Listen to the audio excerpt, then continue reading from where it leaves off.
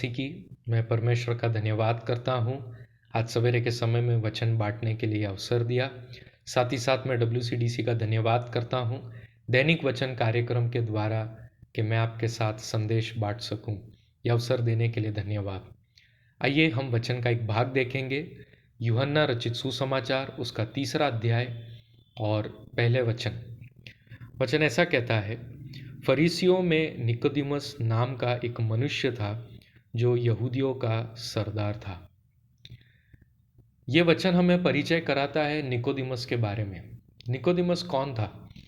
Nicodemus फरीसियों में एक ऐसा व्यक्ति था और वो यहूदियों में सरदार था। उसका पहचान और उसके पास जो धन था, बहुत धन था। फरीसी होने के नाते वो काफ़ी चीज़ों में अपने व्यवस्था के पालन करने के विषय में चुस्त था। और एक फरीसी एक ऐसा व्यक्ति है जो व्यवस्था को बराबर पालन करेगा। वो सबत का पालन करेगा, दान दशमांश में पालन करेगा, दान कर्म करने में हमेशा आगे रहेगा। और इतना ही नहीं, जितने भी व्यवस्था के दिए हुए 613 नियम हैं उन सबको पालन करने में आगे रहता है। एक फरीसी पंथ के अंदर प्रवेश करना किसी भी व्यक्ति के लिए इतना आसान नहीं है। उसे काफ़ी जांच पड़ताल के मध्य में से होकर जाना पड़ता है और उसके बाद ही वो फरीसी बन सकता है। और फरीसी लोग ऐसे लोग थे जो यहूदियों में इतने कट्टर थे व्यवस्था का पालन करने में। यदि यहूदियों को पूछा जाए कि कौन स्वर्ग में जाएगा तो वे ज़रूर कहेंगे कि फरीसी है जो सबसे पहले स्वर्ग में पहुंचेगा, क्योंकि उनका जीवन बाहरी रूप से ये सारी बातों को प्रकट कर कर दिखाता था कि जैसे कि वो व्यवस्था का पालन कर रहे हैं और ईश्वर के एकदम नज़दीक है। और निकोदिमस यहूदियों में सरदार, फरीसियों के पंथ में, इतना ही नहीं महासभा का एक व्यक्ति। आगे के अध्यायों में उसका परिचय दिया गया है। और निकोदिमस वो यीशु के पास मिलने के लिए आया इस अध्याय में। और वो यीशु से इस प्रकार कहता है, हे रब्बी, हम जानते हैं कि तू परमेश्वर की ओर से गुरु होकर आया है, क्योंकि कोई इन चिन्हों को जो तू दिखाता है यदि परमेश्वर उसके साथ न हो तो नहीं दिखा सकता। एक ऐसा व्यक्ति जो यीशु को देखता हुआ आ रहा है, यीशु के चमत्कारों को देख रहा है, जांच रहा है, और जांचने के बाद वो इस परिणाम पर पहुंचा कि यीशु जो है परमेश्वर की ओर से आया है। ये सब बातें कहने के बावजूद भी यीशु उससे कहते हैं, यीशु ने उसको उत्तर दिया, मैं तुझसे सच सच कहता हूँ, यदि कोई नए सिरे से न जन्मे तो परमेश्वर का राज्य देख नहीं सकता। ये 3 वचन में दिया है। और 5वें वचन में भी लिखा है, मैं तुझसे सच सच कहता हूँ, जब तक कोई मनुष्य जल और आत्मा से न जन्मे तो वह परमेश्वर के राज्य में प्रवेश नहीं कर सकता। प्रभु यीशु के ये 2 बातें फरीसियों में से निकोदिमस, यहूदियों के सरदार निकोदिमस, एक धनवान व्यक्ति, व्यवस्था का पालन करने वाला एक चुस्त व्यक्ति, महासभा का एक सदस्य, उसे इस बात का एहसास आता है कि मैं स्वर्ग में प्रवेश नहीं कर सकता क्योंकि मेरा नया जन्म नहीं हुआ है। नया जन्म होना ये क्या है? मनुष्य और परमेश्वर, उसके बीच में एक झगड़ा हो गया।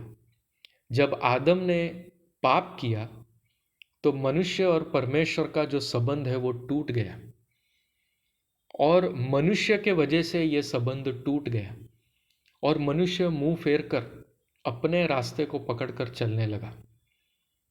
और परमेश्वर ने मनुष्य को व्यवस्था का रास्ता दिखाया, फिर भी मनुष्य अपने गिरे हुए अवस्था में ही रह गया। वो धार्मिकता को प्राप्त नहीं कर सकता और परमेश्वर के संपर्क में आना भी नहीं चाहता और आ भी नहीं पा रहा है। और अपने रीति रिवाजों से वो परमेश्वर को सोचता है कि वो परमेश्वर को प्रसन्न कर रहा है। लेकिन हम बाइबल में देखते हैं परमेश्वर ने अपने पुत्र यीशु मसीह के द्वारा मनुष्य के साथ मेल मिलाप करने के लिए खुद एक कदम उठाया, अपने बेटे का बलिदान किया और मनुष्य के साथ मित्रता करने के लिए वो सामने से आया।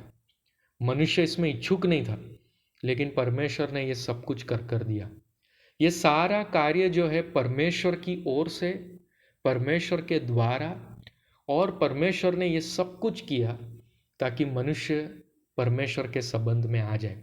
इसमें मनुष्य का कोई हाथ नहीं, या मनुष्य का इसमें कोई कर्म या कार्य नहीं, केवल इतना है कि विश्वास करके और परमेश्वर के साथ मेल मिलाप कर ले।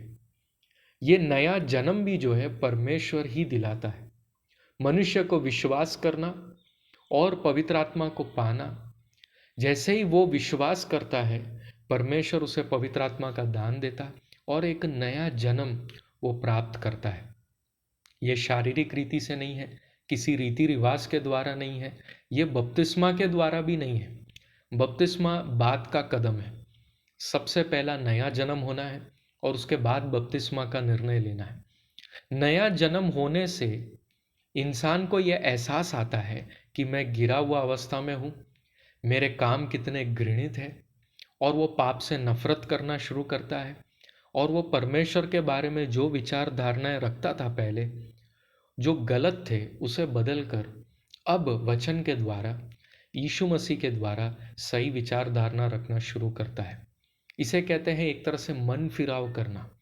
मनुष्य मन फिराकर और परमेश्वर के मार्ग को स्वीकार करता है और प्रभु यीशु के व्यक्तित्व को, उसके जीवन को देखकर वैसा ही जीवन जीने की इच्छा रखता और दिन प्रतिदिन समर्पित होकर पवित्र आत्मा से मदद मांगता। ये नया जन्म, ये स्वर्ग के राज्य को देखने या परमेश्वर के राज्य को देखने और उसमें प्रवेश करने में मदद करता है।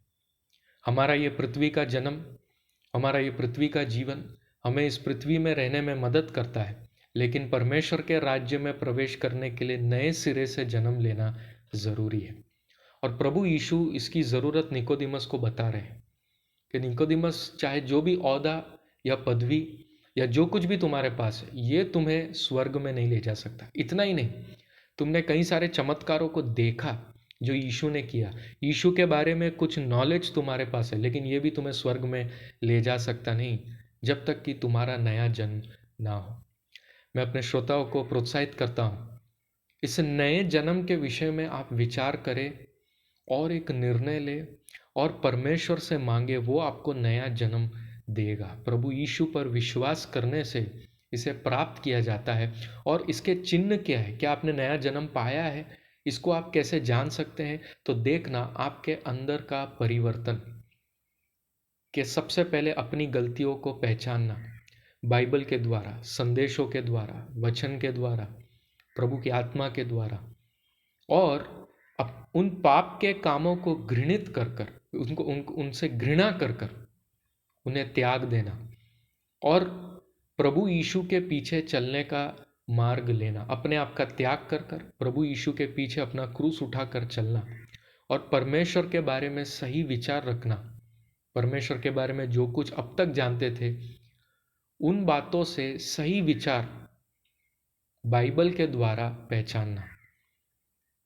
ये नए जन्म के बारे में हमें बताता है कि हाँ, मैंने नया जन्म पाया है। पवित्र आत्मा आपके अंदर बातचीत करना शुरू करता है। आप जान लेते हैं कि हाँ, पवित्र आत्मा मेरे अंदर आ गया है और मुझे बता रहा है।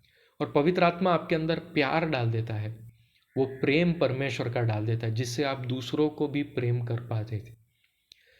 पहले आप किसी व्यक्ति से नफरत करते थे, दुश्मनों से नफरत करते थे, लेकिन परमेश्वर का प्रेम जब आपके अंदर आ गया, ये नए जन्म के वजह से, नए सिरे से जन्म लेने की वजह से आपके अंदर दूसरों के लिए प्रेम उत्पन्न होना शुरू हो गया, जो कि पहले असंभव था, लेकिन अब ये नए जन्म के द्वारा हुआ। ये सब बातें आपको बताती है कि प्रभु यीशु में नया जन्म हुआ है, आपने उद्धार पाया है और अब आप यीशु के पीछे चलते जाएं, उसके मार्ग को स्वीकार करें।